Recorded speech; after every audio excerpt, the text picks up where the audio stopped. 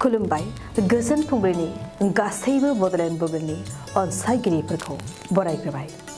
दिनै 13 फेब्रुवारि समबारनि फानजामुथिखौ फरायथिनो लादों आं गेवलां हाज'हारिया। फानजामुथिनि गिबियाव दं मेष राशि।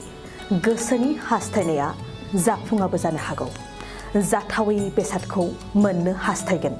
समा मोजां गाज्रिनि गेजेरजों थांगोन। बृष राशि। नखराव गोजोन खौसेथि फैगोन। नखरनि जेंनाफोरखौ खौसेनो रुजुनलायगोन। साननायफोरा मोजां। मिथुन राशि। गोसोआव गिनाय सोमजिगोन। सिगांनि दायफोरखौ लानानै गिनाय फैगोन। गिनाय मेवनाय गोसोजों जेबो मावनो हानाय नङा। कर्कट राशि। नखराव मोजां जानाय नङा। नांलाय खमलायजों दिनैनि समा थांगोन। दुखु गोसोखौ लानानै लोरबां मोनगोन। सिंह राशि।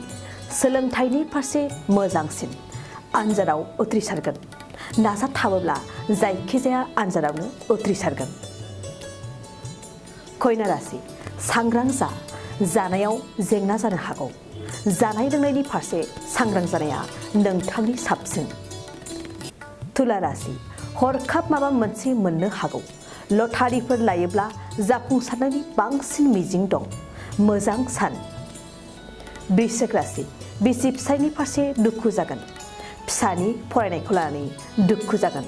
दुखुजों हारसिं मोनगोन। धनु राशि। हरखाब नखराव दोहोन फैगोन। आंखालनि समाव दोहोन मोननायखौ लानानै हाजासे रंजागोन। मुवा बेसाद सोरजिगोन। मकर राशि।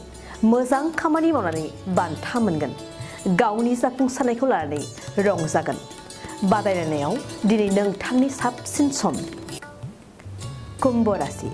मावनो लानाय खामानिया जाफुंसारियावनो गोसो गाज्रि जागोन। बायदिसिना जेंनाफोरा बांसिनगोन। मीन राशि। बिसि फिसायनि गेजेराव दावराव दावसि जागोन।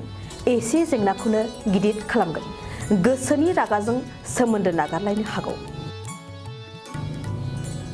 दिनै सानसेनि राशि फरायथियाबो एसेनोसै। आसा खालामो नोंथांनि दिनैनि साना मोजाङै मोजां थांगोन। बेखौ बड'लेण्ड बुब्लि नखरनिफ्राय मिजिंथिबाय। गोजोन्थों।